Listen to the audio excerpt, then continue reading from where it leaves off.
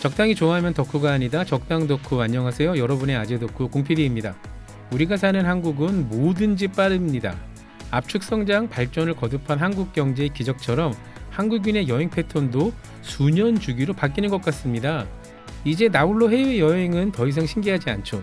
특히 청년들은 나홀로 장기 해외여행이 하나의 트렌드로 자리 잡은 지도 10수년이 지났어요. 아예 신혼여행을 1년 이상 장기 해외여행으로 다녀온 이야기도 심심찮게 듣습니다. 더 이상 우리 한국인에게 여행은 휴양이나 관광만의 카테고리가 아니게 되어버렸어요. 때로는 고행과 도전을 맞이하는 성취감이 되기도 합니다. 여행이 고행이다. 여행이 도전이다. 낯설죠. 하지만 나홀로 장기 여행을 하는 것은 일정 부분 고행과 도전일 수밖에 없습니다. 그렇다면 왜 사람들은 여행을 모두가 꿈꾸는 여행을 고행과 도전으로 치환하려 하는 걸까요? 그 이유를 속 시원하게 말해줄 아주 적당한 알맞은 분을 모십니다. 지금 만나겠습니다.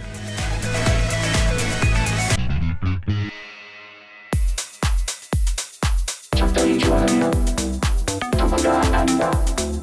적당 덕후 OBS 라디오. 나무요정 정유정 작가님 어서 오십시오. 네, 여러분 안녕하세요. 오늘도 여러분을 꿈과 희망과 모험의 세계로 모시고 갈 정효정 작가입니다.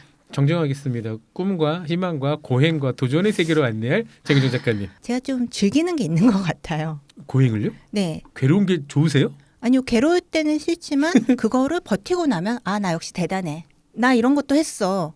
라는 생각이 드는 거죠. 와, 제가 그런 거 안 느껴보셨어요? 아니 제가 지금 머릿속에 지나가는 사람들이 몇 사람 있는데요. 아마 그분 중에 몇 사람은 정 작가님도 공통으로 하는 지인들인 것 같아서 그러니까 저는 그분들을 여행 변태라고 부르고 싶거든요. 아, 저런. 그렇다고 라무요정 정유정 작가님 여행 변태는 아니시지 않습니까? 그냥 저는 모든 면에서 변태는 아닙니다. 모든 면에서 변태는 아니고요. 네. 사실 여행이라는 게 아까 이제 여행이 고난 고행이라고 하지만 네. 그럼에도 불구하고 여행을 떠나는 데는 이유가 있죠. 그러니까요. 여행을 떠나는 거는 일단 비일상까지 완벽히 동의. 휴양이나 관광이 아니어도 좋아요. 거기까지 완벽히 동의. 네. 그런데 여행의 대부분의 코스가 고행으로 짜여지는 거니까 대표적인 게 아마 다음 주에 우리가 이야기할 것 같은데 산티아고 순례길이 가장 대표적이잖아요. 그 산티아고 순례길도 네. 어떻게 걷느냐에 따라 고행이 아닐 수도 있어요. 보통 옛날에는 종교적인 이유로 그 길을 걸었지만 저 같은 경우에는 남자를 찾아서 내가 사랑하고 싶은 사람을 찾아서 걸었기 때문에 딱히 고행은 아니었습니다. 찾으셨습니까? 그거는 책을 읽어보면 나옵니다. 왜냐하면 그 책이 네. 과연 이 여자가 남자를 찾았을까라는 궁금증으로 끝까지 읽는 책이다 보니까 아유, 죄송해요. 제가 시원하게 스포할게요. 네, 못 찾으셨고요. 아니 있었어요. 왜 이러세요? 네, 어쨌든 그래서 고행이라는 거를 굳이 포커스 두기보다는 네. 내가 가고자 하는 여행의 방향인 거죠. 휴양이 좋은 사람들은 휴양을 하면 되는 거고 네. 네. 뭐 관광을 즐기고 싶은 사람, 역사를 공부하고 싶은 사람은 본인의 테마에 맞게 하면 되는데 저 같은 경우에는 많은 사람들을 만나고 싶었어요. 그 과정에서 얻고 싶은 게 많았고 그래서 많은 사람들을 만나러 다니다 보니까 남들 보기에 조금 힘들었을 뿐이지 알겠습니다. 고행을 떠난 건 아니랍니다. 네. 알겠습니다. 사실 그 얘기를 조금 하고 싶었어요. 행복한 사람들은 네. 길을 떠나지 않는다. 그럴 리가요. 행복한 사람들도 떠날 수 있죠. 그러니까 이제 여행이 관광이나 휴양을 위한 여행이라기보다는 고행이나 뭔가를 찾기 위한 여행은 아닌 거예요. 예를 들면 이런 거죠. 오즈의 마법사라는 네. 이야기 아시죠? 네. 도로시랑 그다음에 도로시의 친구들이 같이 여행을 가는 얘기예요. 로드 무비 같은 거죠. 그 생각해 보세요. 그 도로시 얘는 그냥 이재민이거든요. 갑자기 집이 날아가서 이재민이에요. 그렇죠. 어쩔 수 없이 여행을 떠나게 된 거예요. 네. 네. 도로시 친구들 사자, 네. 깡통, 네. 허수아비. 네. 사자는 사자인데 나는 겁이 많아라는 자괴감에 빠져 있었고 네. 양철 깡통은 나는 심장이 없어. 사랑하고 싶은데 심장이 없어. 그렇죠. 허수아비는 난 똑똑하고 싶은데 두뇌가 없어. 네. 이를테면 결핍 원정대죠. 네, 스스로 생각하기에 모자라다고 생각하기 때문에 현실에서 벗어나서 비일상의 길을 먼 길을 선택할 수 있었던 이유는 내가 변하고 싶다, 바뀌고 싶다는 의지였거든요. 내가 행복하지 않으니까. 행복이라기보다는 현재의 삶에 만족할 수 없기 만족하지 때문에. 않으니까. 그리고 사람들은 괜찮아 이대로 살아라고 얘기하지만 나는 저 노란 길을 따라가면 내 꿈을 이룰 수 있다고 생각하니까 남들이 다 만류하는데 그 일상을 팽개치고 비일상으로 떠나는 게 우주의 마법사였습니다. 그렇죠. 그래서 얘네들은 다행히 뭐 우주의 마법사랑 만났는데 우리는 뭐 못 만날 수도 있어요. 못 만날 수도 있지만 일단은 중요한 거는 내가 가진 결핍을 인정하고 네. 그리고 그것보다 더 나은 것을 찾기 위해서 길을 떠나는 것 그 자체가 용기고 그 자체가 네. 극복이고 남들이 보기엔 고난 고행이라고 하지만 그 사람 인생 서사를 봤을 때는 하나의 변환점이고 분기점입니다. 그러니 여러분 여행하세요. 갑자기 여행 교회 전도사가 되셔서 여행 효용 수업을 접하시는데 네. 그러니까 그런 이유로 정효정 작가님에게 옐로우 브릭 로드가 네. 실컷되었군요. 네, 그랬죠. 오즈의 마법사에 대한 설명은 굉장히 흥미롭네요. 근데 그건 아시죠? 오즈의 마법사에 대한 나중에 후대 해석은 20세기 현대 자본주의 체제가 네. 어떻게 변할 것이고 거기 사는 사람들이 어떤 삶을 살게 될 것이라는 것에 대한 그 자본주의 우화로 해석하시는 분들도 꽤 있잖아요. 아, 이래서 내가 유물론자들을 싫어해. 그 꿈과 환상과 그런 이야기들 그리고 인생의 의미 이런 쪽으로 그러니까 모든 이런 쪽으로 볼 수도 있는데 꼭 네. 자본주의야 뭐 유물론적인 관점을 해석을 하는 거죠. 아니 사실 문학 작품이야 모든 그렇게 은유를 담고 네. 있는 거니까요. 그러니까 은유를 어떻게 은유라는 해석하는 건. 게 하나로 정해진 건 없잖아요. 그렇죠. 네, 네. 그래서 다양한 관점이 있는데 꼭 이렇게 네. 유물론적으로 해석을 하시는 그 말씀을 분들도 드리려는 건 계십니다. 네, 아니고요. 네. 오즈의 마법사의 결말을 어느 정도 생각하면 남자 찾아 산티아고의 결말도 어느 정도 유추할 수 있지 않나. 꼭 그렇게 연결을 시킵니까? 또 여기서 이 얘기를 드리고 싶어요. 파랑새라는 동화 아시죠, 여러분? 네네. 파랑새도 그 남매가 네. 어느 날 파랑새를 따라 여행을 가는 내용이에요. 그러니까요. 근데 파랑새 결말은 어땠어요? 허무하죠. 집에 오더니 행복하더라. 집에 오니 파랑새가 있었다잖아요. 근데 집에 오니 행복하더라. 그래서 많은 사람들이 이 얘기를 해요. 집 나가면 고생이다. 어차피 집에 행복이 있다. 근데 저는 그 이야기를 그렇게 생각하지 않습니다. 그 경험을 겪었으니까 진짜 행복을 알게 되었다. 뭐 이렇게 아니요. 해석하시는 거예요? 그러니까 이 친구들이 파랑새를 쫓아서 다양한 여행을 하면서 다양한 새도 만났죠. 다양한 사람들도 만났죠. 네. 그리고 집에 오니까 그 새가 파랑새구나라고 알아볼 수 있는 거예요. 그 여행을 하지 않았으면 파랑새를 보는 눈이 생기지 않았을 겁니다. 그러니까요. 저도 제가 예전에 사뒀던 주식이 그랬으면 좋겠습니다. 아니 이건 또 무슨 또 슬픈 얘기에 울지 마시고. 아니 다양한 주식을 경험했는데 왜 내가 원래 가지고 있던 주식은 파란색 안 되는 거지? 그 경험 모든 그 길을 떠나고 고생했던 경험이 있었기 때문에 파랑새를 알아보는 눈이 생겼던 거죠. 좀 더 경험이 필요하신 거 아닐까요? 좀 더 많은 새를 봐야 되는군요. 네. 야, 그랬다가는 정말 얼마 남지도 않은 자산이 폭발될 것 같긴 한데 여러분 죄송합니다. 처음부터 우울한 얘기를 했어요. 네, 울지 마시고요. 잠깐. 알겠습니다. 네, 그래서 제가 드리고 싶은 말씀은 사람들이 이제 여행을 떠나면 이런 얘기를 해요. 못 하러 가. 어차피 행복은 집에 있는 거야. 네가 찾는 건 의미가 없어. 무언가를 찾으러 멀리 떠나느냐라는 이야기를 항상 듣거든요. 저는 왜 가? 왜 가는데? 왜 그 고생을 해? 왜 그 고행을 해? 그러니까 저도 그런 얘기 되게 많이 듣는데요. 저는 네. 한 곳을 굉장히 집중적으로 많이 네. 가잖아요. 또 가? 그러니까. 그럼 전 그렇게 말하거든요. 이제는 거기 학습이 돼 있으니까 넌 왜 안 가?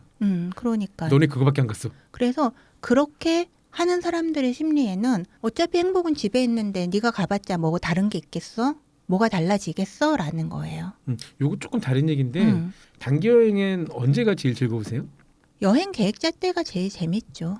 아, 단기든 장기든. 그렇군요. 그래서 되게 이상한 곳을 찾는 걸 좋아하거든요. 작년 겨울에는 혼자 삿포로에 갔는데 삿포로에서도 남들이 잘 안 가는 지역에 무너지기 일보 직전인 싸구려 여관에서 먹는다거나 네. 네, 그런 것들을 하면서 혼자 재밌어 합니다. 이거 납득이 잘 안 되는데요. 어떤 네. 게 재미 포인트일까요? 아 이래서 안 유명하구나라는 걸 깨닫는다거나 그리고 보통- 이제 관광객이 많이 없는 지역이다 보니까 현지인들하고 또 각별한 관계를 쌓기도 하거든요. 그런 것도 재밌고 그리고 혼자 이제 새로운 루트를 개척하기도 하고 그러니까 기본적으로 요정님은 우리 라모 요정님은 여행할 때 약간 챌린지, 도전 이런 걸 되게 좋아하시는 것 같아요. 새로운 게 좋아요. 그리고 그런 좀 레어한 경험을 하면 또 그만큼 현지인들하고 접촉할 수 있는 기회도 늘어나고 재밌는 에피소드가 생깁니다. 관광지에서 현지인을 만날 수는 없거든요. 그렇죠. 관광지에서는 맞죠. 손님과 종업원으로서 만나게 되는 건데 맞아요, 좀 더 맞아요. 그들의 삶 속으로 가깝게 가면 갈수록 좀 더 이제 살아있는 사람들의 이야기를 들을 수 있죠. 그래서 제가 많이 했던 게 카우치 서핑이라는 프로그램이 있습니다. 이건 뭐냐면 다른 나라에 있는 사람의 집에 가서 자는 프로그램이에요. 문화체험 프로그램인데 일종의 그렇죠. 그래서 제가 이제 카우치 서핑 웹사이트에 제 프로필을 올려놓고 제가 만약 어느 지역에 간다고 했을 때 그 지역에서 집을 제공할 수 있는 사람을 찾아서 어플라이를 보내시고 그들에게 메일을 보내고 그들이 오케이 하면 그 집에 그렇죠. 가서 자는 거예요. 그들도 수락을 해야 되고 네. 그리고 누군가가 우리 집에 서울에 올 때 우리 집에 잘 수도 있고 아니면 제가 만나서 같이 놀아줄 수도 그럼 있고. 카우치 서핑 호스트로도 활동을 많이 네, 하셨군요. 예전에는 호스트로 활동을 했었는데 지금은 집이 너무 정신이 없어서 네. 손님 안 받고 있는데 예전에 호스트로 여자 이제 여행객들을 많이 받았어요. 그쵸. 네, 그렇게 해서 이제 만나게 된 좋은 친구들도 많습니다. 그 왜 그 에어 침대와 아침이라는 글자를 딴 에어 땡땡이 유행하기 전까지는 카우치 서핑이 꽤 핫한 거였죠. 최근엔 좀 쇠퇴한 걸로 들었습니다. 네, 사실 그 공유 경제 서비스가 생겨나기 이전부터 카우치 서핑은 존재했던 문화예요. 그렇죠. 그래서 어떻게 보면 정말 돈보다는 사람을 만나는 걸 좋아하는 진짜 여행객들의 집합이었는데 이게 공유 경제라는 게 생겨나면서 사람들이 이걸로 돈을 벌 수도 있어? 그래서 카우치 서핑을 하던 사람이 에어 땡땡땡으로 가버린다거나 그렇죠, 그렇죠. 네, 그런 식으로 이제 변질이 된 거예요. 그래서 지금 이제 카우치 서핑은 조금 많이 쇠퇴했고 코로나 때문에 쇠퇴하기도 했는데 이제 예전처럼 순수한 마음으로 사람을 만나고 싶어서 손님을 받는 여행자를 받는 사람들만 남아 있고 많이 쇠퇴했습니다. 사실은. 그러니까요. 자전거 세계에도 그런 게 있어요. 아, 네, 있어요. 웜샤워 네, 아시죠? 네, 웜샤워. 그러니까 사실 뭐 네. 굳이 자전거를 타지 않아도 신청할 수 있긴 한데 주로 자전거 여행자들이 많이 하는 웜샤워, 카우치 서핑 다 같은 네. 것들이죠. 근데 거기는 현지 사람들하고 더 이야기를 나누고 그렇죠. 혼자 호텔에서 가서 자거나 숙소에서 자면 혼자 외롭지만 카우치 서핑이나 아니요, 이런 외롭지 않은 사람들도 있습니다. 아 그래요? 네. 카우치 서핑이나 웜샤워 같은 거 이용하면 그 나라에 있는 사람들하고 교류를 그쵸, 그쵸. 하니까 그런 거 그 나라에 좋죠. 대해서 좀 더 알게 되는 게 있어요. 대신 불편한 거. 남의 집 살이가 편하진 않잖아요. 아니, 당연하죠. 그리고 이게 무료이긴 하지만 어느 정도의 뭐 음식 식재료를 사간다거나 기념품이나 답례품 같은 걸 준비하는 그쵸. 거는 그냥 기본적인 상식이잖아요. 네, 그런 거 네. 당연히 해야 되는 거고. 그래서 어떻게 보면 더 신경이 쓰여요. 그렇죠, 그렇죠. 네. 네. 제가 이 얘기를 왜 이렇게 길게 물어보는 이유가 네. 정유재 작가님은 처음부터 본인은 엄청난 내향인이고 그렇죠. 예, 친구가 없고 그런데 여행을 나가시면 이렇게 친구 만드는데 주저함이 없고 생판 처음 보는 사람의 집에서 잘 수 있을 정도의 사실 이 정도면 인싸 오브 인싸 레벨 아닙니까? 네, 나가면 핵임쌉니다. 완전히 그냥 성격이 바뀌어요. 여러분 한국에서 저를 보는 것과 해외 어딘가에서 저를 만나는 거는 굉장한 차이가 있습니다. 아니 어떻게 이렇게 거주 지역이라 그러면 안 되겠구나. 어쨌건 이 공동체를 이 나라를 네. 벗어나면 그렇게 바뀌시는 거잖아요. 네. 나가는 아무래도 순간 스위치가 켜지는 건가요? 나가는 이유가 다양한 사람들을 만나고 싶어서 당신의 삶이 보고 싶어서 나가는 거거든요. 그러니까 제가 진짜 궁금한 건요. 네. 여기서는 왜 다른 사람들의 삶이 궁금하진 않으세요? 안 궁금해요. 1도 안 궁금해요. 스스로 한번 그런 생각 해보신 적 없고 나는 왜 여기서 한국인들의 삶을 궁금하지 않지라고 생각해 보신 적은 없으세요? 네, 왜냐하면 여기서는 웬만하면 답을 알고 있거든요. 한국에서의 삶이라는 게 그렇습니다. 그리고 정해진 것을 따르도록 되어 있는 그러니까 저기 네, 프레셔가 있죠. 진대로 살지 않는 근데 그럼에도 살지 않는 사람들도 사람들도 있죠. 예. 그게 제 친구들이죠. 네, 제 주변 사람들이 다 그런데 그래서 그런 사람들끼리 모여서 이제 지내잖아요. 잠깐만 그러고 보니까 제 주변에도 거의 그런 그렇죠. 원래 그렇습니다. 끼리끼리 모이는군요. 네, 왜냐하면 정해진 궤도를 따라가는 사람들은 정해진 궤도를 따라가지 않는 사람들이 불편해요. 왜냐하면 그쪽도 내가 잘못 살고 있는 건가? 쟤는 쟤는 자유롭게 사는 것 같은데 그래서 깎아내리는 겁니다. 쟤를 깎아내려야지 내 인생이 편해지거든요. 내 마음이 편해지거든요. 피디님이 워낙 인상이 그러시니까 대놓고 얘기하는 사람 없겠지만 저같이 그런 걸 면전에서 말씀하신다고요? 네, 저같이 만만하게 생긴 사람은 그런 식의 어택을 굉장히 많이 받습니다. 왜냐하면 나를 깎아내려야지 그 사람은 내 인생 잘못된 게 아니야. 나 제대로 살고 있어라는 확신이 서거든요. 지금 생긴 걸로 어택을 하셨으니까 저도 약간 답례를 드린다면은 그러니까 이렇게 생겼다고 항상 편한 건 아니거든요. 그쵸? 저도 이렇게 생겼으니까 항상 말 한마디도 부드럽게 하려고 조심을 하는데 굉장히 자주 겪는 일입니다. 엘리베이터에서 그러니까 집에서도 네. 엘리베이터를 잡고 서 있으면 안 타요 사람들. 특히 아이들, 네. 여성들 안 타요. 근데 네. 여기가 공영 건물이 아니라 우리 집이잖아요. 네. 그럼 누가 봐도 공영 현관에 열쇠를 열고 들어왔으면 입주민일 걸 알 거 아니야. 네. 근데도 안 탄다고? 네. 참 그게 장단점이 있는 것 같아요. 피디님은 이제 억울합니다. 네, 억울한 일이 있고 네. 저 같은 경우는 빡친 일이 많은 거죠. 만만하게 보고도 다 앞에서도 다 헛소리들을 하니까. 그런 네. 사람 한번 있으면 다음번에 소개시켜 주세요. 제가 가서 아주 적절한 반응을 몇 가지 3종 있어요. 3종. 네, 학습을 그래서 항상 언젠가 청부할 일이 있을 거예요. 꼭 네. 해주세요. 저가 이제 중년 되니까 하나 편한 게 약간 뻔뻔함이 좀 생겨서 네. 보통 지하철이나 길거리에서 무례한 상황을 만난다거나 네. 이를테면 그런 겁니다. 솔직히 말씀드릴게요. 약간 한적한 시 외곽에서 자전거를 타고 있다가 횡단보를 기다리고 있는데 거기에 어떤 어르신이라고 하면 안 되겠다. 그냥 노년의 시민이에요. 노년의 시민이 자전거를 타고 와서 갑자기 자전거를 횡단보도 앞에 세워놓더니 옆에 있는 가로수를 갑니다. 이를 보시려고. 근데 이제 저도 한 10년 전 같으면 아이 그 어르신들 적당히 하시는데 지금은 선생님 사람이 개입니까? 뭐 하시는 거예요? 아유 그게 아니라 제가 2km 더 가시면 역 나와요. 역으로 가세요. 지하철에서 누가 시끄럽게 떠들고 있으면 선생님 공공장소인데 조금만 조용히 말씀해 주지 않겠습니까? 웃으면서 하면 대부분 죄송합니다 그러시더라고요. 그런 장점도 있고 또 아까처럼 사람들이 괜히 나를 피한다는 단점도 오해받죠. 있고 오해를 받을 때도 있고 네, 어느 게 더 크세요? 그럼 만약에 사람은 바꾼다면 사람은요 원래 모든 인간은 자기의 결핍을 더 크게 보는 법입니다. 저는 뭐 우리 라무유직님처럼 그렇게 하늘나라를 여리여리한 여성으로 살고 싶은 욕망이 굉장히 강하게 있어요. 이렇게 말씀드리면 잠깐 위험한데? 아니 지금 삶이 아니라 할 수 있어. 할 수 있어요. 화이팅. 아니 그런 식으로 사람 매도하시면 안 되고요. 아니, 내가 하지 않았어요. 스스로 삼정에 빠지신 거예요.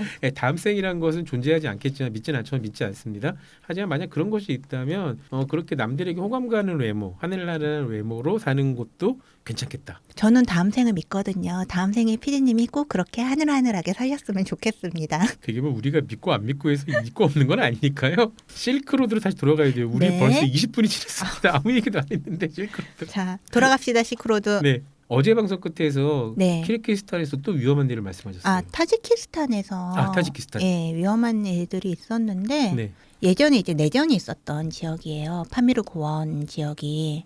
네. 그래서 제가 갔을 때 당시에도 경찰서가 불에 타는 문제 상황이 있었습니다. 상당히 심각한 네. 지역이군요. 타지키스탄 정부 입장에선 반군에 네. 있는 건데 그 파미르 지역 사람들은 우리 지역 우리가 지킨다는데 우리가 왜 반군이지? 연방에서 이제 독립 후에 타지키스탄이라는 나라로 묶였을 때 인종이 다른 두 나라가 묶여버린 거죠. 소수민족이 있었군요. 네, 그래서 이쪽에서는 야 나는 니네 타지크족이 아니니까 우리는 좀 다르게 해줘. 하지만 타지키스탄은 이제 같은 나라야 뭐 이렇게 하다 보니까 이제 내전이 있었었고 그리고 이제 그 영향으로 아직도 가끔 치안이 안 좋은 경우가 있습니다. 그렇군요. 근데 그때 무슨 상황이 있었냐면 제가 이제 친구들하고 같이 등산을 갔는데 네. 거기가 해발 4,000m가 기본이죠. 그렇죠. 파미르니까. 네, 3,000, 4,000 친구들을 못 쫓아간 거예요. 체력이 약하셔서. 네, 친구들은 먼저 얘들은 이제 내려가고 정신 차려 보니까 저 혼자 있더라고 산에. 여기서 친구들이라는 건 현지에서 만난 피지컬 좋은 다른 외국 국적의 친구들이겠죠. 네, 그 친구들은 저희가 파미르 고원을 넘을 때 같이 지프를 대여를 했던 독일인 네, 영국인 이런 애들인데 얘들은 이제 제가 따라올 줄 알고 내려갔는데 저는 이제 여기 나 혼자네? 근데 그나마 다행이었던 거는 거기가 고도가 높다 보니까 나무가 안 자랍니다. 돌산이에요. 시야는 좋겠군요. 네, 나무가 자라는 한계선은 수목 한계선 넘어선 지점이다 보니까 그렇죠. 그래서 이제 저기 보니까 길이 보이는 거야. 절로 네. 내려가면 길이네 해서 저는 이제 길로 내려갔어요. 보통 이게 공포 영화의 인트로인데. 네. 아마 친구들이 간 방향이랑 조금 다른 방향으로 제가 내려갔나 봐요. 아이고. 네. 근데 내려가다 보니까 군부대가 나오는 거예요. 그래서 조금 쫄았어요. 왜냐하면 외진 곳에 있는 군부대고 거기 있는 다 군인이고 타지키스탄은 이제 거기도 전파가 좋거나 전파가 잘 닿거나 그런 지역도 아니고 파미르 지역은 특히 외지거든요. 그렇죠. 거기서 이제 타지키스탄 수도까지는 지프를 타고 27시간 정도 달려야지 있습니다. 그래서 네. 굉장히 외진 지역이어서 군부대가 있는데 어떤 군부대인지도 모르겠고. 그렇죠. 네, 나는 외국인 여성이고. 근데 또 얘들도 저 멀리서 외국 여자가 카메라 들고 쩔락쩔락 내려오니까 일단은 불러야 되는 거예요. 그렇죠. 일단 수당하죠. 이리 오라는데 제가 저리 가면 안 되잖아요. 상대는 총을 가지고 그렇지. 있는데. 진짜 총을 쏠 수도 있지. 네, 예. 그래서 일단은 갔어요. 얘는 뭐지라는 표정으로 다 나왔어요. 이제 거기 있는 사람들 다 나오더니 뭐 여권 보여줘라, 뭐 사진 뭐 찍었냐, 카메라 검사하고. 왜냐하면 얘들이 보기엔 군부대를 찍었다고 생각할 수도 있는 상황이거든요. 당연히 뭐 오해받을 수 있죠. 근데 거기서도 위험한 일은 아니에요. 위험한 에피소드는 아니었는데 거기서도 제가 겁을 먹거나 네. 쫄면 얘들 태도가 변할 수가 있어요. 오. 거기서도 여유만만하게 브라더 그러면서 웃고 갑자기? 있어야 되는 거예요. 오. 웃어야 돼요. 거기서 내가 쫄아서 주춤주춤 하거나 겁을 내면 이게 사람이든 짐승이든 우리가 가지고 있는 야성적인 본능은 약한 존재를 공격하는 게 그렇죠. 본능입니다. 우리가 인간으로 살면서 사회화돼서 그걸 하면 안 된다라고 생각을 하고 있는 그래 거지. 정말 궁금한 게요. 외국 나가시면 그렇게 강단이 세지시는데 네. 왜 한국에서 뭐 나는 언니처럼 혼자 안 살아도 너무 다행이요라는 후배나 선배를 버르는 무례한 선배들을 왜 혼내주지 않으시는 거예요? 거기서 여기서는? 뭐라고? 왜냐하면 한국에서는 제가 밥을 벌어먹고 살아야 되는 사회잖아요. 여기서 관계가 안 좋아지면 제가 일을 못하게 될 수도 있고 생활에 대한 얘기입니다. 타지키스탄에서는 여긴 저는 지나가는 사람이에요. 그리고 네. 무사히 지나가야 되는 사람이죠. 무사히 지나가기 위해서 빵긋빵긋 웃으면서 카메라가 뺏겨도 돌려주겠지, 안 돌려줘도 어쩔 수 없는 거야 라고 생각하면서 이제 배에 힘 딱 주고 그냥 웃으면서 지나갈게 이렇게 되는 건데 만약에 지나가셨어요? 그래서? 네, 그래서 카메라 오. 보고 여권 보고 뭐 이들도 크게 문제를 일으키겠다는 건 아니에요. 사실 상황 자체가 조금 위험해질 수 있는 상황인데 원래 그렇게 다니면 안 됩니다. 이거 분명하게 말씀드려야 되는데 그렇게 하면 안 돼요. 저는 실수로 그 군부대 지역에 들어갔던 건데 원래 당연하죠. 그렇게 하시면 안 됩니다. 현지 상황을 모르잖아요. 거기가 네. 조전 지역이라 그러면 네. 총을 맞을 수도 있어요. 네, 그러니까요. 그리고 그 사람들이 사실 전 군부대라고 생각했는데 지금 생각하면 반군이었. 어쨌건 뭐 민병대건 네. 군부대건 간에 서로 적대하고 있는 상황이잖아요. 네. 그러면 그들이 범죄 집단이 아니라고 하더라도 네. 돌발 상황은 얼마든지 일어날 수 있는 그렇죠. 거죠. 그래서 사실 운이 좋았다라고 생각을 하고 그 상황에서 이제 혼자 패닉에 빠지거나 겁에 질리면 괜히 위험을 불러올 수가 있거든요. 그렇죠. 사람이. 그래서 그렇죠. 항상 이제 침착을 유지하면서 배에 힘 딱 주고 여유를 생각하는 게 그렇군요. 네, 가장 중요합니다. 괜히 겁에 질리면 없는 문제도 만들 수가 있어요. 평정심을 잃지 마라. 네, 그래서 여유 있게 생각하고 내가 할 수 있다, 이걸 헤쳐나갈 수 있다라고 생각하는 게 가장 중요하다고 생각을 해요. 자질구레한 문제들이 많지만 늘 그렇게 어떻게 잘 운이 좋게 그렇게 잘 헤쳐나왔습니다. 그럼 결국은 그 모든 여행 전체 과정에서 가장 떠오르고 기억에 남는 것들은 그런 고난과 역경을 겪었을 때 그리고 그걸 극복했을 때인가요? 결국에는 제 인생에서 도움이 됐던 거는 그런 부분이었던 것 같아요. 길을 떠나기를 결심한 순간이 가장 제 인생에 도움이 되었던 것 같고 떠나기 한 순간? 네, 왜냐하면 이대로 안주할 것이냐, 뭐 적당히 남자를 찾아서 결혼을 하고, 뭐 적당히 아파트를 더 크게 만들고, 뭐 이렇게 저축을 하면서 아이를 낳고, 남들이 다 이렇게 살아야 돼라고 하는 것들을 따를 것이냐 했을 네. 때 아니야, 난 따르지 않을 거야, 난 원 밖을 나갈 거야라고 생각했던 그 결심 자체가 제 인생에서 하나의 큰 도움이 되었다고 생각을 하고요. 길을 떠나기로 결심한 것 자체가 나의 결핍을 인정하고 내가 바라는 삶을 찾을 거야라고 떠난 것 자체가 제 인생에 가장 큰 도움이 되었다고 생각하고 그 다음으로 이제 별의별 문제 상황에서 제가 잘 대처를 했던 거. 그건 이제 살면서 나 이런 일이 있었는데 그래 난 괜찮았어. 난 잘했어. 라는 것들이 큰 도움이 되었던 것 같습니다. 확실한 건 길을 떠나셔야 에너지를 얻는 타입은 맞으신 것 같아요.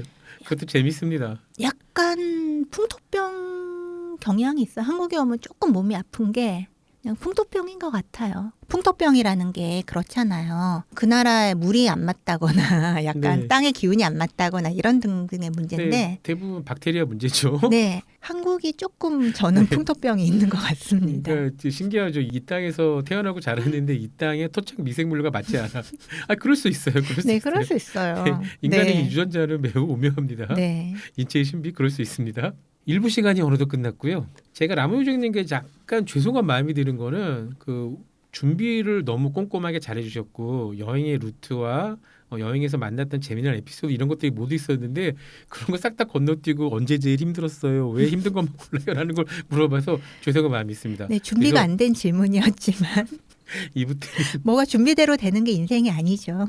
2부 때는 시간 드리겠습니다. 하고 싶은 말 다 하실 수 있도록 준비하신 거 다 하실 수 있도록 아무 말도 안 하고 있겠습니다.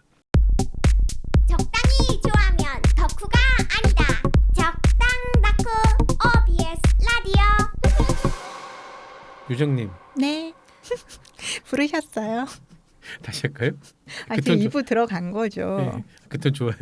일부 마지막에 스탈린그라드 얘기를 갑자기 해주셨고 네. 정작 또 영화에 삽입됐던 노래는 세바스토폴. 제가 얼핏 생각하기엔 세바스토폴도 스탈린그라드도 실크로드와는 좀 멀리 떨어진 지역 아닙니까? 2차 세계대전에 관한 영화다 보니까 실크로드랑은 많이 떨어졌지만 네, 이제 실크로드에 포함된 많은 나라들이 스탄 나라들이 있어요. 스탄. 그렇죠. 네, 키르기스탄, 우즈베키스탄, 투르크메니스탄, 타지키스탄 이런 나라들이 구소련 연방이었습니다. 그렇죠. 네, 그러다 보니까 구소련과 뗄래야 뗄 수 없는 관계를 지니고 있어요.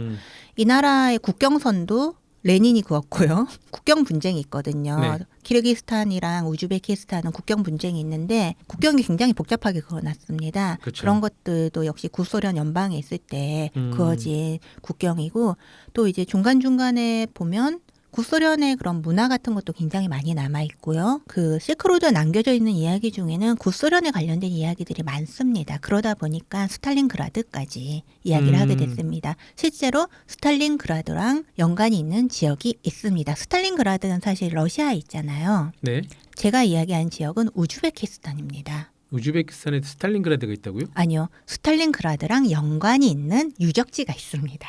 뭐죠? 잠깐만. 스탈린그라드와 연관이 있는 실크로드 유적지가 우즈베키스탄에 있다. 네네. 짐작도 안 돼요. 그렇습니다. 상상도 안 돼요. 네. 사실 우즈베키스탄 같은 경우에는 실크로드의 정중앙에 있어요. 그래서 사막 한가운데 있는 도시들이 많습니다. 네. 원래 이 지역은 소구드인이라는 민족들이 있었어요. 다시요. 소구드요? 소구드. 실크로드에서 장사를 담당하던 민족들이었어요. 근데 네. 실크로드 대부분의 민족들은 무역을 업을 하지 않았나요? 중개무역도 하고? 그 중개무역 중에서 특화된 민족인 거죠. 그래서 약간 개성상인. 네네. 네. 그래서 이 민족들은 아이가 태어나면 손에는 악교를 바르고 입에는 꿀을 바른다고 해요. 돈 붙이라고요? 손에는 이제 악교 풀이죠. 악교 풀을 발라서 한 네. 번 들어온 돈은 놓치지 않는다. 입에는 꿀을 발라서 우리가 장사를 잘하려면 영업을 잘해야 되잖아요. 그렇죠. 그래서 입에는 꿀을 발라서 사람들이 듣기 좋은 말을 하라고. 야, 사탕 발림 조기 교육. 네, 그러니까 애가 대단하다. 태어나자마자 그렇게 네. 교육을 시킨 장사에 아주 특화된 민족이 소구드인이었습니다. 그렇군요. 근데 이 민족들이 12세기, 13세기가 되면 맥이 끊겨요. 뭐 또 몽골족이 침입을 했겠군요. 네, 그 중앙아시아 쪽 역사가 그때 한번 다 맥이 끊기는 게 몽골이 네. 한번 쓸고 지나갔잖아요. 그렇죠. 대단한 민족. 네, 그래서 그 이후로 새로운 이제 몽골의 피를 이어받은 새로운 지도자들이 그 지역에 네. 있습니다. 그 중에 한 명이 아무르티무르라는 왕이었어요. 그렇군요. 네, 근데 그 아무르티무르는 징기스칸의 손잡벌이에요. 그렇죠. 정복하는 걸 너무 좋아했어요. 전쟁광이었어요. 그렇죠. 네. 전쟁광이죠. 그래서 정복을 하고 나면 기념으로 정복하고 나면 돈도 생기고 노예도 생기고 그 나라 건축가들도 이제 잡아오고 그러잖아요. 그렇죠. 그럼 정복을 하면 기분이 좋아서 건물 항상 이렇게 지었어요. 아이고. 증축광. 네. 네. 그래서 지금 우즈베키스탄 사마르칸트에 가면 볼 수 있는 그런 아름다운 건물들이 다 그 사람 때부터 그 사람 이후에 지어진 온 세계의 건물들입니다. 기술자들을 다 잡아와서 네. 그래서 건물들이 굉장히 아름다워요. 우리가 실크로드 생각하면 그런 푸른빛 돔이 있는 그런 건물. 네. 네, 그런 건물이 그때 지어진 아름다운 건물들이고요. 이 양반이 건물 짓는 거 너무 좋아했어요. 네. 근데 정작 본인은 잠은 밖에서 잤대요. 유목민이니까. 그 건물을 관상용으로 줬구나. 네, 그냥- 거주용이 아니라. 야 스케일 멋있네요. 왜 PD님도 레고를 네. 가지고 놀려고 모으신 건 아니잖아요. 가지고 노는데요. 가지고 놀기도 하지만 바라보는 기쁨이 있잖아요. 최고죠. 네. 네. 그래서 아마 관상용으로 이렇게 건물을 모으셨나 봐요. 네. 근데 이 양반이 그렇게 전 세계를 정복하면서 살다가 이 사람도 결국은 죽어야 되잖아요. 죽음을 맞이하기 전에 자기 무덤을 만들면서 이렇게 이야기했대요. 누구든지 내 무덤에 손을 대는 자는 저주를 받으리라. 아니 뭐 팔아오세요? 네. 네. 왜 그러시죠? 옛날 양반들이 다 그런 가오 잡는 게 있었나 봐요. 파라오도 그렇고 나 건드리지 마. 네. 뭐 어. 진시황도 그렇고 다 그렇죠. 네. 사람들이 그 무덤을 도굴하지 않고 네. 내버려 뒀대요. 하지만 또 우리가 20세기, 19세기, 20세기 들어오면서 유물론자들이 생겨났죠. 아니, 그 전에도 있긴 있었어요. 네, 그 전에도 있긴 있었지만 그래서 그 유물론자들의 정신을 이어받은 네. 구소련의 스탈린이라는 분이 계셨습니다. 아, 네. 우리 철의 동지. 네. 네, 그런 저주가 있다 그런 얘기 들으니까 무슨 저주야 그러면서 시원하게 파헤쳤군요. 네, 무덤을 깠어요. 그거 뭐 그것 때문에 깐 건 아니고 네. 거기 이제 뭐라도 묻혀 있으면 독재자들은 왜 이렇게 반짝이고 희귀한 걸 좋아할까요? 까마귀인가 봐요. 그러니까 체제를 막론하고 다 어디나. 그래서 이제 무덤을 까고 관뚜껑을 땄습니다. 네. 근데 실제로 관뚜껑을 딴 영상이 아직도 남아 있어요. 당시에. 오. 근데 영상을 보면 당시로서는 키가 꽤 컸어요. 170cm가 넘는 거구에 시신이 오. 있었고 그리고 다리에 부상을 입었습니다. 정말 아무르티무르의 시신이었던 거죠. 아, 기록하고 완전히 네. 일치하는. 기록상에도 아무르티무르는 한쪽 다리가 불편했다고 해요. 그렇군요. 네. 그래서 정말로 다리에 부상이 있는 거구의 시신을 파헤쳤던 거죠. 그렇군요. 네, 구소련의 학자들이. 네. 문제는 그 문제는. 다음 날, 다음 날. 그게 1941년 6월에 있었던 일인데 아, 설마 무슨 뭐 독일의 뭐 소련 침공이 그것 때문에라고 아니죠? 그 얘기하시려는 건 아니죠? 그 얘기죠. 생각하신 그 얘기가 맞고요. 관뚜껑을 딱 따자마자 네. 독일이 독소 불가침 조약을 파기하고 소련을 침공을 합니다. 그래서 네. 우즈베키스탄 사람들은 네. 겉봐 저주받았어. 음. 그런 이야기를 했던 거죠. 사실 그렇군요. 우연의 일치겠지만 그러니까요. 저주를 믿는 사람들 입장에서는 그 모든 게 의미가 있잖아요. 갑자기 그 밈이 떠오릅니다. 그 투탕카멘 무덤 발굴한 다음에 그런 얘기 들었잖아요. 투탕카멘 발굴한 관계자들이 모두 죽었습니다. 나이가 들어서 100년 전인데 나이가 들어서 한 명도 빠짐없이 다 죽었지. 살아있으면 그게 더 문제죠.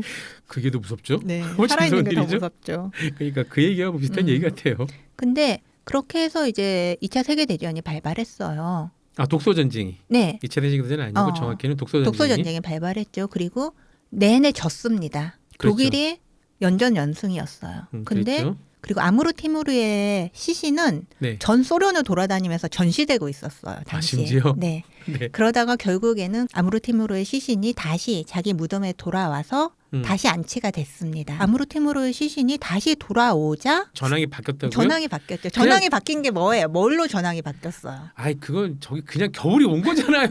스탈린그라드 전투에서 대패하게 됩니다. 독일군이. 그러니까 이제 그렇게 말씀하시면 그 전쟁사를 잘 모르는 분들은 스탈린그라드 전투가 뭐 하루 이틀 일주일에서 벌어질 것 같은데 그 몇 개월에 네, 걸쳤던 그쵸. 거였고요. 몇 개월에 걸친 대학살이었죠. 그리고 이때 당시에 히틀러의 오판으로 독일군은 동기 전투 준비가 안 됐었어요. 보급선도 너무 길었고 이런 그쵸. 상황에서 뭐 바쿠 유전 지역으로도 한들 보내고 모스크바로도 보내고 스탈린그라드 병력을 분산시켜놨으니 당연히 버벅된 거고요. 그거를 또 이렇게 근데 우연의 일치겠지만 그 관뚜껑을 땄던 순간부터 관뚜껑을 네. 닫은 순간까지 알겠습니다. 전쟁이 있었던 거죠. 그래서 사람들이 아무르티무르의 저주구나, 저주가 실현됐다라고 이야기하는 게 알겠습니다. 있습니다. 이 궁금증은 풀렸어요. 이거하고 스탈린그라드 연결된다 그러길래 뭐가 연결되지 했더니 이렇게 또 연결시키시는군요. 네, 그렇습니다. 대단하십니다. 박수 한 번이야. 제가 연결한 게 아니고 네. 거기 지역 분들이 그렇게 믿고 계십니다. 사람들의 믿음에는 네. 이유가 있잖아요. 왜 그렇게 믿냐라고 하니까 이들은 나름 그런 날짜까지 있더라고요. 이날에 무덤을 파헤쳤고 이날 이제 전쟁이 스탈린그라드 전투가 끝이 났어. 이런 것들이 있더라고요. 공동체 정체성을 확립하기 위해서 신화만큼 좋은 기재는 없죠. 그쵸. 네, 정말 좋은 내용이죠. 뭐 그리고- 자자손손 얘기할 수 있는. 아무르 티무르 같은 경우에는 우즈베키스탄에서 건국 영웅으로 추대를 받는 우즈베키스탄의 상징적인 영웅입니다. 그러다 보니까 그런 이야기가 덧붙여지지 않았나 싶습니다. 그렇죠. 원래 영웅은 죽어서도 영당을 남기는 법이니까. 네. 그렇습니다. 네, 그다음 또 실크로드에는 어떤 기가 막힌 이야기들이 있습니까? 제가 언젠가 경주 석굴암 이야기를 드린다가 시간이 안 돼서 끊은 적이 있어요. 경주 석굴암 같은 경우에는 약간 석굴이라는 유행이 실크로드를 따라서 그랬죠. 예, 경주까지 왔는데 우리나라는 굴을 형편이 안 돼서 석굴을 지어서 만들었다까지 말씀드렸어요. 네. 약간 이제 오버 테크놀로지적인 게 있는데 왜냐하면 당시 돔형 지붕을 지었거든요. 그렇죠. 돔형 지붕의 원조는 어디예요? 로마. 네, 판테온이죠. 네. 기원전 2세기 판테온에서부터 온 건축 양식들이 실크로드를 따라서 경주까지 왔습니다. 네. 그래서 제가 경주에서부터 실크로드 여행을 시작을 했고요. 그래서 제가 경주에서 어디로 갔느냐? 중국 시안으로 갔습니다. 아, 네. 네. 중국 시안은 당대 코스모폴리탄, 그렇죠. 장안. 네, 장안이었죠. 네. 그래서 모든 문물이 그쪽으로 모이는 중국 시안으로 가서 실크로드 여행을 본격적으로 시작을 했었습니다. 실제로 현대 중국인들도 중국의 가장 태평성대를 꼽으면 한 당을 꼽죠. 네, 네. 네. 그래서 실크로드 하면 여러분 떠올리는 이미지가 뭐예요? 낙타, 사막에 막 낙타가 저는 산적. 산적. 아, 왜 산적이에요? 저 궁금해요. 산적이 어디 있어요? 산적이 엄청나게 많았죠. 실크로드가 겨우 몇십 년 동안 이어지던 통로가 아니셨습니까? 네. 지금 같은 경우에는 튀르키예죠. 그러니까 오스만 투르크가 장악하기 전까지는 아나톨리아 지역부터 이란 거기는 다 산족들의 천국이었죠. 근데 보통은 산적의 느낌이라기보다는 산은 이제 고원이잖아요. 네. 근데 산보다는 사막을 많이 떠올립니다. 그렇죠. 사막도 많고. 사막 강도들이 많았고 사막에서 이제 죽는 사람들도 많았죠. 사막 산적은 산적이 아니군요. 뭐라 그래야 되나요? 강도? 도적대. 사적? 도적대라고 합니다. 그래서 도적대들이 네. 이렇게 시크로드를 통과하는 그런 음. 상인들의 물건을 많이 탈취를 했었죠. 보통 사막의 이미지를 많이 떠올리는데 네. 그 사막의 이미지를 보시고 싶으시면 여러분 중국의 둔황이라는 지역에 둔황. 가시면 있습니다. 큰 모래사막이 있어요. 그렇죠. 동사서독에 나오는 그 배경. 네, 그렇게 기억하시는군요. 네, 거기에 가면 거기도 석굴이 있습니다. 그렇죠. 두랑석굴 유명한. 네, 둔황 석굴이 있고요. 석굴이 하도 많아서 천불동이라고 불렸어요. 1000개의 석굴이 있다. 아 실제로 1000개가 있나요? 한 500 몇 개 있습니다. 570개? 역시 중국인들은 예나 네. 지금이나 과장을 잘하는군요. 네, 하지만 굉장한 규모예요. 몇 킬로미터에 걸쳐서 석굴이 있거든요. 아 그렇게까지. 그럼 네. 페트라보다 훨씬 큰 규모겠네요. 네, 네. 하나만 지은 게 아니고 하나 짓고 후대에 또 짓고 또 짓고 하면서 점점 늘려간 거죠. 아 대를 이어서. 네, 벌집처럼 그렇게 있습니다. 해초에 왕호천추국전이 거기서 발견됐습니다. 아 사본이. 원본이죠. 아 그렇군요. 거기서 네. 발견된 거군요. 네, 그 문서가 그 수많은 석굴 중에 또 그 안에 미스터리하게 감춰진 석굴이 있었어요. 아 히든 포켓. 네, 장경동이라는 감춰진 석굴에 수많은 문서가 나왔습니다. 네. 그 중에 하나가 음. 해초의 왕호천축국전이고요. 지금 프랑스에 가 있죠. 아 그것도 프랑스에 있군요. 네네. 왜냐하면 그때 당시 프랑스 사람이 그걸 발견했거든요. 아이코.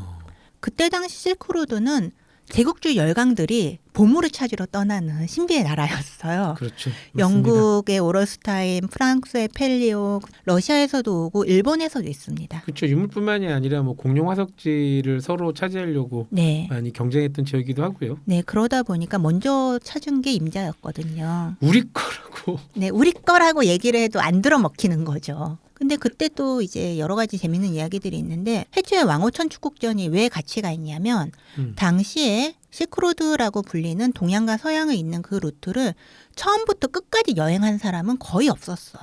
그렇죠.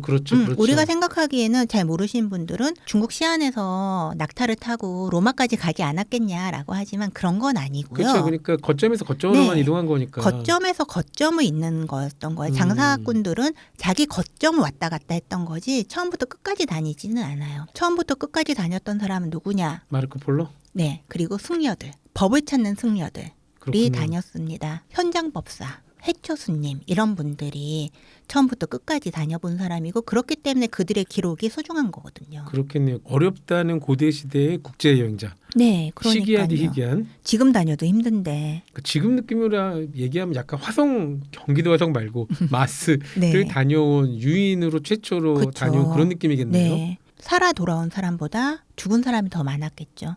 더군다나 돌아오신 다음에 기록까지 남겼어. 네, 그러니까요. 그래서 굉장히 가치가 있는 게 지금 현재 프랑스에 가 있습니다. 그렇군요. 이렇게 말씀을 듣고 보니까 실크로드가 굉장히 우리하고도 멀리 떨어지지 않을 걸 다시 한번 절감하게 되네요.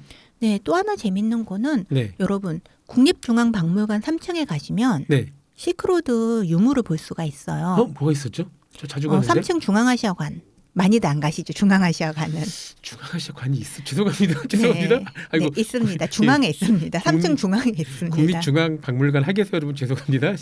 제가 과문했습니다. 이게 굉장히 재밌는 게 오리지널 유적이에요. 사실 중국관, 일본관 같은 데 가면 이게 유일무이한 건 아니잖아요. 그렇죠. 그렇죠. 네. 인도도 그렇고. 네. 근데 국립중앙박물관, 중앙아시아관에 가시면 투르판에 있는 베데클릭 석굴이 있습니다. 아, 그 안에 있는 벽화의 일부가 지금 전시돼 있어요. 그건 누가 떼온 거예요? 그게 되게 사연이 많은 게 네. 일본의 오타니 백작이라는 사람이 떼왔어요. 아, 그렇군요. 네, 당시 아까도 말씀드렸지만 실크로드는 당시 제국주의 열강들이 그렇죠. 네, 눈이 벌게서 갔던 지역이거든요. 투르판 같은 지역은 특히 독일의 르콕이라는 사람이 그 안에 있는 벽화를 싹 쓸어갔어요. 그래서 지금 베제클릭에 가면 아무것도 안 남아 있습니다. 진짜 열받는다. 네, 그래서 심지어 르콕은 어떤 짓을 했냐면 그거를 가져가서 베를린에서 전시를 했는데 지금 그거는 안 남아 있습니다. 전쟁 때 공습으로 박물관이 불탔어요. 근데 안타깝다. 다른 유물은 다 빼올 수 있었는데 박물관에서 미리 무겁고 크니까. 아니요, 벽화는 얘들이 콘크리트로 벽에 붙여놓은 거예요. 사실 제국주의 열강들이 하는 말이 그렇습니다. 니네가 니네 유적을 보관할 능력이 안 되니까 우리가 가서 해준 거야 라는 말을 해요. 아니, 자기들을 그 정당화시키는 거죠. 아니, 그 말은 뭐 딱히 새겨드릴 게 없는 게요. 그럼 뭐 니네가 스스로 지키지 못했으니까 일본이 조선을 지켜줬어. 네, 와, 그런 완전 거죠. 똑같은 말이니까 네. 뭐. 자, 이제는 우리가 세졌으니까 돌려주실래요? 네, 좀 돌려주세요. 우리가 니네보다 더 잘 보존할 수 있거든요. 네. 지금 국립중앙박물관 3층에 있는 그 유적들도 일본의 오타니 백작이라는 사람이 가서 떼온 겁니다. 아, 유명한 도굴꾼이죠. 아주 네. 전설적인 도굴꾼. 네. 그게 일본이 전쟁에 지면서 패망하면서 그 와중에 이제 우리나라에 남아서 그렇군요. 있는 겁니다. 가만있어. 근데 우리도 그거 반납해야 되는 건가요? 그거 굉장히 미묘한 이슈여서 여기서 얘기하기 좀 힘듭니다. 사실은. 얘기하지 않겠습니다. 그것도 얘기가 많아요. 그래서 여러분 실크로드라면 막연하게 느끼실 텐데 가끔 국립중앙박물관에 가셨을 때 3층에 가면 투르판 베제클릭 석굴의 아름다운 벽화가 전시돼 있으니까 아, 이런 게 실크로드의 아름다움이구나 하고 한 번쯤은 느껴볼 수 있으면 좋겠습니다. 석화에는 어떤 그림이 그려져 있나요? 붓다의 전전생에 붓다가 청년이었을 때 다음 생에 붓다가 되겠어라고 자신의 원을 세우는 이야기가 있습니다. 이제 서원도라고 하는데 그 이야기를 굉장히 아름답게 표현한. 그렇군요. 네. 이 주제와 전혀 상관없는 얘기긴 합니다만 우리 국립중앙박물관 사실 전시 수준이나 보존 상태가 어마무시하죠. 엄청 좋죠. 제가 국뽕을 되게 싫어하는데 거기 갔다 오면 약간 생겨요. 그리고 가격도 사실 이런 박물관이 무료로 운영이 된다는 것도 굉장히. 그러니까요. 우리 그 모마라고 불리는 뉴욕 현대시립미술관 네. 그거 지금 가격 얼마까지 올랐는지 아세요? 모르죠. 가본 적이 없습니다. 미국에 제가 못 가서요. 예전에는 가격 괜찮았을 때는 15. 저 지금 미국 못 가시는구나. 제가 15달러부터 기억해요. 지금 그게 47불인가? 거기까지 올랐습니다. 와, 한 6만 원 내야 되네요. 제일 싼 티켓이. 와. 제일 짧게 머무를 수 있는 티켓이. 아. 그쵸. 어이가 없죠? 네. 근데 우리 국립중앙박물관은 그냥 하루 종일 있어도 네, 쾌적하죠. 무료고. 그러니까요. 그래서 저는 가끔 할 일 없으면 거기 가서 놀거든요. 저도 정말 자주 가는데 죄송합니다. 아시아관이 있었구나. 중앙아시아관. 네. 그래서 진짜 그냥 하루 끔찍합니다. 종일 거기서 시간 보내고 또 앉아 있을 때가 많아요. 쉴 수 있는 공간이 많습니다. 그것도 참 좋은 것 같아요. 거기랑 연계해서 좀 걸으시면 네. 이제 전쟁 기념관까지 네, 가시면 그렇죠. 거기 수장고도 어마무시해요. 네. 그리고 한글 박물관이 있어요. 그렇죠. 있죠. 네, 그런 많은 것도- 분들이 모르십니다. 네, 네. 거기 경치 기막히죠. 네, 그래서 중간중간 볼거리도 많고 그 근처에 공원도 있고 또 길 건너면 맛집도 있습니다. 네, 팥빙수로 유명한 데가 있고요. 갑자기 한국 여행으로 용산 여행으로 갑자기 네. 그래서 실크로드를 느껴보시기 위해서는 국립중앙박물관 3층에 한번 가보시길 바라고요. 네. 또 하나 제가 서울에서 실크로드를 느낄 수 있는 추천 여행지가 있습니다. 이번에 음식점이겠군요. 네, 그렇죠. 그 동대문 역사문화공원에 가면 네. 중앙아시아 사람들이 모여서 사는 지역이 있습니다. 그 우즈베키스탄 레스토랑이 있거든요. 아 우즈벡. 네. 네, 그래서 뭐 사마르칸트에서 오신 분들이 거기서 영업을 하시거나 그러는데 우즈베키스탄 음식을 한번 먹어보는 것도 좋은 경험이 될 것 같습니다. 우즈벡 음식은 어떤 스타일인가? 일단 양고기겠죠. 양이죠. 네. 양고기를 크고 두껍게 썰어서 양꼬치를 굉장히 크게 만듭니다. 우리가 중국에서 먹는 작은 양꼬치가 아니고요. 그거의 한 4배 정도 되는 크기에 큰 칼에다 고기를 끼웠어요. 아 꼬치 네. 느낌이 아니라 진짜 네. 칼에 꽂은 것처럼. 정말 칼처럼 생겼어요. 음. 그래서 큰 칼에다가 큼지막한 고기들이 꽂혀 있습니다. 그래서 저는 또 고기는 커야 된다고 생각하거든요. 그쵸? 그렇게 화덕에 구워 먹으면 정말 맛있습니다. 아 화덕 안에. 네. 샤슬릭이라고 하는데요. 일단은 가장 추천하는 건 샤슬릭. 그리고 볼롭이라고 하는 그 나라 볶음밥이 있어요. 저 기름볶음밥 아닌가요? 네네, 기름볶음밥. 그쵸? 양기름으로 볶은. 네. 볼롭이라는 볶음밥도 있고요. 네. 그리고 한국 사람들이 개발한 음식이 있습니다. 정확히는 까리스키들이죠. 네, 연해주에 살던 한국 사람들이 스탈린에 의해서 1937년에 우즈베키스탄이나 다른 중앙아시아로 강제 이주를 당했어요. 강제 이주를 당한 거죠 말 네. 그대로. 아무것도 없이 그냥 우즈베키스탄 네. 벌판에 버려놓은 거예요. 그러니까 우리 홍범도 장군도 네. 그때입니다. 네, 그래서 이제 카자흐스탄 쪽으로 가셨는데 그분은 네. 또 우리 민족들이 어떤 민족입니까? 아무것도 없는 벌판에 버려놔도 네. 쌀 농사를 열심히 짓고 와 쌀이 자랐습니까? 그렇게 땅을 개간을 하는 거죠. 세상에. 네, 쌀 농사를 열심히 짓고 목화 농사를 열심히 지어서 그래서 나중에 소련에서 영웅이라고 칭호를 받을 정도로 네. 하기야 뭐 북한도도 개간하고 그랬던 네, 분들이니까. 네, 그 정도로 생산량이 좋았다고 합니다. 그래서 그 까리스키 분들이 먹었던 음식 중에 하나가 당근 김치예요. 배추는 못 키웠으니까. 네, 그래서 당근을 채를 썰어서 그렇다고 김치처럼 양념을 한 건 아니고 당근을 어떻게 채를 썰어서 기름에 절여서 향신료를 넣어서 만들어 새콤달콤하게 만들었어요. 그렇죠. 김치 맛은 아닌데. 네. 네. 러시아에서는 이제 한국식 당근 김치라고 부르는 게 있습니다. 그래서 그 샤슬릭하고 그 당근 김치 조합이 정말 좋아요. 그렇군요. 네, 그래서 그런 걸 드셔보실 수도 있고 또 메뉴판에 보면 국시라는 메뉴가 있어요. 설마 국수인가요? 네, 국수인데 거긴 덥잖아요. 그러니까 네. 냉국수. 와, 이 차가운 국수를 먹는 건 조선민족만의 네. 특징인 줄 알았더니 거기도 차가운 국수를 먹는군요. 그러니까 까레스키 분들이 아, 네, 까레스키 전파시킨 분들이 거구나. 국수를 더워서 못 먹으니까 국시라고 해서 차갑게 국수를 만들어서 거기서 드셨던 거죠. 경상도 출신이신 정혜정 작가님 질문 있습니다. 네. 국시가 경상도 사투리가 아니었나요? 제가 조금 경상도 말에 약한 게 저희 어머니가 서울 분이세요. 안동국시. 아, 그랬나? 네, 사투리를 모르시지만 일본어 하실 때는 경상도 억양 나오는 거 아세요? 경상도 아시죠? 억양이 나와요? 나와요. 어떤 게 경상도 억양이에요? 일본어 해보세요. 아무거나. 네, 공짱. 그러니까 고항 타베니 이키마시오까? 이건 좀 고항 들라오네. 타베다. 아닌데 지난주에 완전히 경상도 억양이었는데 경상도 분들이 일본어 할 때 경상도 억양 은연중에 묻어나요. 경상도 근데 경상도 사람들이 말이랑 일본어랑 어차피 비슷한 억양이 많잖아요. 아니 그러니까 응. 발음은 고쳐도 억양은 죽어도 못 고치거든요. 어느 나라 사람들이나. だって 그래서? 誰も知らないことを自分一人でなんか考えているんじゃ 지금 ない 완전히 경상도 억양. 네. 지금 완전히 그 경상도 억양이 일본어. 알겠습니다. 그런 김치 있고요. 이런 게 동대문 역사문화공원 근처에 많이 있겠군요. 그래서 다양한 가게들이 있고요. 그 중에 한 군데를 가셔서 이제 아까 말씀드린 샤들릭이나 볼로프 그리고 국시 같은 거 한번 드셔보시기 바랍니다. 아쉽지만 실크로드 얘기는 이 정도로 마무리를 해야 될 것 같아요. 아직 네. 못한 얘기가 많으시죠. 실크로드는 거의 다 한 것 같습니다. 다행입니다. 네. 그리고 정말 정유정 작가님과 지금 이 시간까지 얘기했던 거는 당신에게 실크로드 네. 였고요. 우리가 또 남자 찾아 산티아고 해야 되지 않습니까? 아, 네. 예, 너무 자연스럽게 다음 주 한 주도 연장이 되겠네요. 네, 알겠습니다. 네, 그 한 주로 끝냈으면 저는 좋겠는데 이상이 갈 수도 있다는 생각이 살짝 들기도 하고요. 네. 과연 이 여자가 남자를 찾았나? 아니면 남자를 찾아도 되는 건가? 산티아고에서 그런 거에 초점을 맞춰서 한번 들어보시기 바랍니다. 작가님 사실 고백할 게 하나 있습니다. 오늘이 12월 17일이잖아요. 다음 주가 바로 무슨 날인가요? 크리스마스 또 돌아왔네. 뭐 그러거나 말거나입니다. 그렇죠.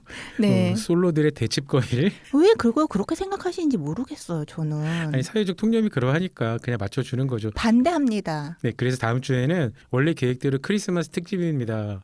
주제는 메리 솔로 크리스마스. 하지만 정효정 작가님과 함께하는 건 아니고요. 메리 솔로 크리스마스로 커플 매니저이자 실력 있는 연애 코치와 함께합니다.